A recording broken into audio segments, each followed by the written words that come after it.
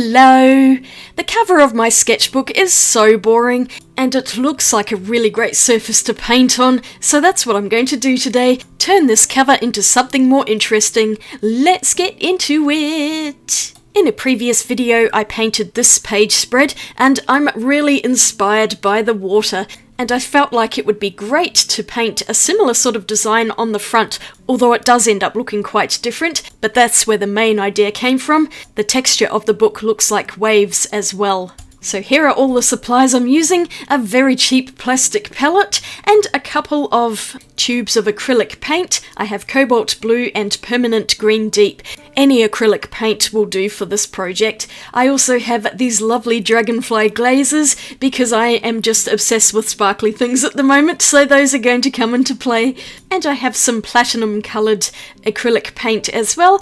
And I'll try and make a list of all of the supplies I used in the description below, or as many as I can.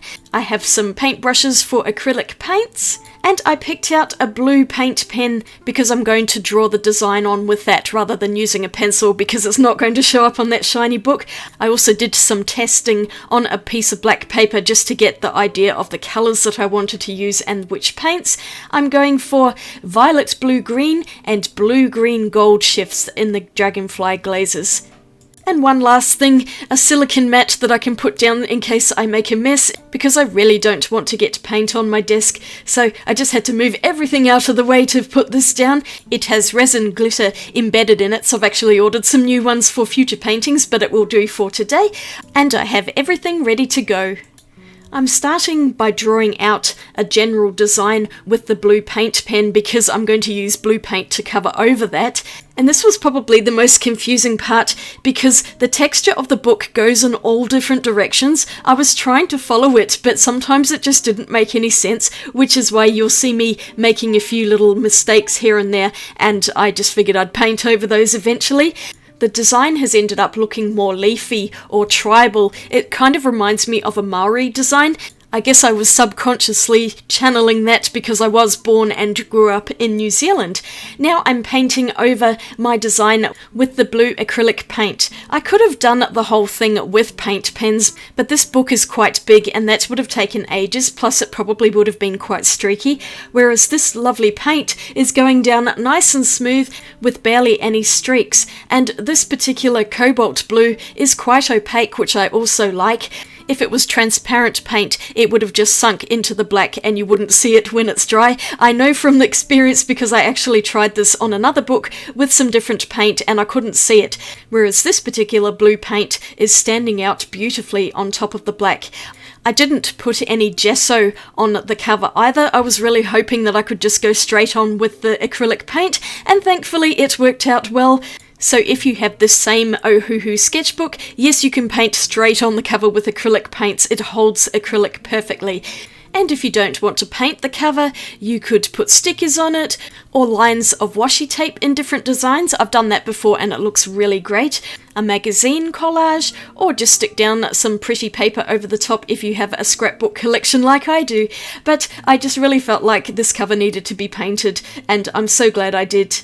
Once the blue was down, it's time to go in with the green. Now this green was nowhere near as opaque as the blue, and you can see how patchy it is already. I did have to go over this with a second layer because it just started fading into the black. So depending on how well your paint performs, you might be able to get away with one layer like I did with the blue, or you can paint on multiple layers, just making sure you let each layer dry properly before you add the next one. Otherwise you might end up lifting the paint off underneath, and I know that from experience as well. This whole project took me a couple of days because I really wanted to let those layers of paint dry before I added more things on. So I did all of the acrylic painting here in one day, and then when I come back with the Dragonfly glazes, it's a day later so that everything has had time to dry in between. I get so impatient with these projects and want to do everything straight away, but because this is the cover of the book, I want it to be as resilient as possible and not have any paint chipping off, which will be super annoying. I'm really hoping that's not going to happen. I've only just started this book, so I have a long way to go through it, and it's probably going to look quite battered by the end. It will be interesting to see how well this paint holds up throughout that process though. I guess that's something we'll find out together in the future whenever I get to finish this book. But that green was looking pretty sad, so I decided I definitely needed a second layer, and I'm just doing that really quickly before I let the whole thing sit and dry fully for the night. It looked so much better with that second layer. I'm really glad I took the time to do that. And it was okay that there's still some of the black showing through the paint for both the blue and the green. Because I'm going to put shimmering paint over the top, it really does need a darker layer to show up better. If it's a white cover, the shimmery colour is just not going to show, especially for chameleon colours. They really need a dark background to stand out properly. I lost count of how many times I actually painted the cover of this book. It must have been about 6 times in total, possibly more, because I kept going back to add another layer, and then of course I'm going to add more things in a moment. But here's what it looks like when all of the acrylic paint has dried. You can see it's a little bit patchy, but the shimmery colour is going to cover that, so I'm not too worried about it. If I was just using this acrylic paint, I would have painted more layers, but it feels really horrible at the moment, so it definitely needs shinier paint over the top. And I've got my 2 shimmery colours here. I'm so excited for this stage. You can see when I squeeze the paint out that it's a milky glaze, and that is going to dry clear. The paint itself is very thin, and it is considered a top coat, so it's designed to go over the top of other things, and it's hard to see at the moment, but it will become more apparent as I go through this. The shimmer starts to really come through because it's suspended in that milky liquid, and it's got a chameleon look to it, so most of the time this particular one I'm using does look blue, but it does have chameleon shifts of violet and green as well. And then the other one I have is green dominant with a shift of blue and gold. I love these chameleon paints. They come as a set of 4 and I bought them off Amazon, so I'll definitely link these ones. I highly recommend them if you want something that's nice and shiny, and it also paints out so beautifully. It's really thin and easy to paint thin layers. I ended up painting 2 layers on this book, but I've just filmed the first layer because it's pretty much me doing this all over again. And now when I come to the green colour, you can really start to see it shimmering in the light.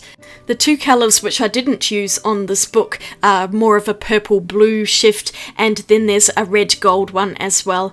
The pots aren't very big, but because the paint is thin, a little goes a long way, and they are quite intensely shimmery, so they're a very nice quality. I think there's a holographic one as well, which will be more of a rainbow one, and I'm looking for that to buy it at some point. But I had the perfect colours in that set for this particular project. I don't know what it is with blue and green at the moment, it's just really appealing to me, and a lot of my paintings are focused around this colour palette. Maybe because it's summer here and I'm thinking of cool water and lovely lush trees, although it's been getting extremely hot here, so everything's starting to go brown. But how pretty is this cover looking now that everything is covered in this wonderful chameleon shimmer? I was thinking to myself, is it going to be too much? Should I only add subtle amounts? But no, I don't do subtle. I want the whole thing to be glittery. And here's the back by comparison. Now I'm starting to paint this. You could just see how matte and dull it is. So adding the chameleon paints made such a huge improvement to it. And they were what I was thinking of when I was imagining the cover in my head. Quite often when I'm lying awake at night, I'll think about what I'm going to do for my next artwork, and I was just picturing this in my head. It didn't turn out exactly as I was expecting it to, and that's usually the case, but I had the definite plan that I was going to use these chameleon paints.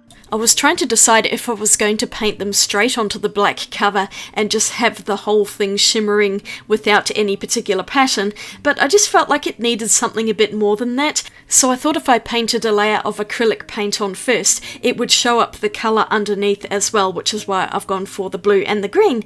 I'm hoping that the acrylic base layer will also make the cover more sturdy and less prone to chipping. But if I do scuff it up or make a mess, I'm sure I can paint over the top and add some little touch-ups. It's not that big of a deal. It's a sketchbook, and it's here for my enjoyment. I'm not worried about showing it in some fancy exhibition or trying to sell it. I don't know that I could ever sell my sketchbooks like this unless someone was willing to pay a lot of money. And I mean a lot. Enough to pay off our mortgage. But honestly, some things are worth more than money, aren't they? And look how shiny this cover is turning out. It's so beautiful. Now, please tell me in the comments below, would you have left it like this? Because I did consider doing so. I think the blue and the green merging in together is really beautiful. But of course, I couldn't leave it at that. I've also got this platinum silver paint, along with a teeny tiny little brush, because I had it in my head that I was going to outline everything. I forged ahead with this plan, and I actually like how it turned out as well, but I could have left it at this point. So I'd be curious to know which version you prefer. Either one is fine. I think the reason I continued is also because I'm making a video and I just feel like sometimes I want to push the envelope and go that extra mile, and that's how I've ended up with silvery outlines. I'm thinking a metallic paint pen would have been neater, but I don't think it would have been quite as bright as this particular paint. So I've gone in with the skinny brush, but I have got a few wobbly lines here and there. It is definitely much harder to paint lines on than it is to draw them. That just gives it some extra character, or so I tell myself. I think I am leaning towards having the outline on here because it makes the design stand out a bit more, and because this book is going to be on camera quite a lot, I did want it to be quite showy, although I'm looking at it just thinking the studio lights are going to be reflecting off this book something chronic, but it's too late now. A shiny book is what we're going to have in the future. This part was so time consuming, and I had to keep stopping to pick up more paint so that I would have enough on the brush. It kept running out, and some lines weren't showing up as much as others, so I'd have to go over bits every now and then. But I got there eventually, and it was quite therapeutic painting this book cover because it is a pattern rather than being a specific subject, which would have been quite hard to paint. I just had a nice time relaxing, listening to music, and pretty much zoning out, aside from focusing on the lines on this book, which was the hardest bit to do, especially around the spine, because I was trying really hard to carry that pattern over and not make a mess of it. I think a couple of times I had lines that weren't joining together, and I had to make it up as I went along to make sure that everything was aligned, but for the most part it turned out pretty well, and there were only just a couple of little mistakes, which I can see, but probably anyone else who's looking at it wouldn't notice them.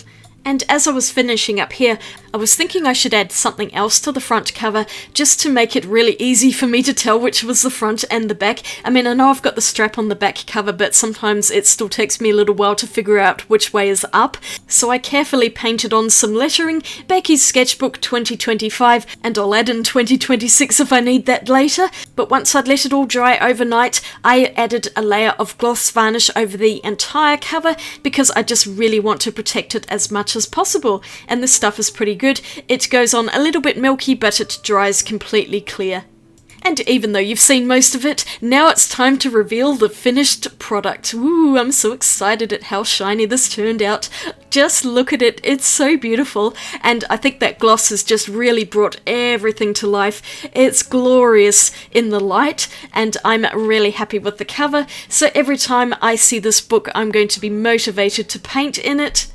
I think it's my most favourite sketchbook cover that I've ever done, and yes, the pattern has come around a little bit. There is a tiny little bit of patchiness just on the spine there. Never mind, I'm not too worried about that. I can always paint something else over the top if I need to, and then cover it in gloss again.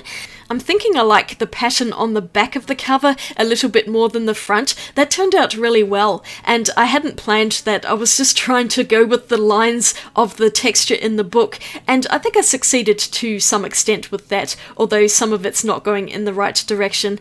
The gloss paint has made the cover nice and smooth, and I can touch it again. Before, when it was the matte paint, it felt really awful. I do like the front cover as well, and I'm glad I painted in Becky's sketchbook. It just makes it easy for me to see which is the front.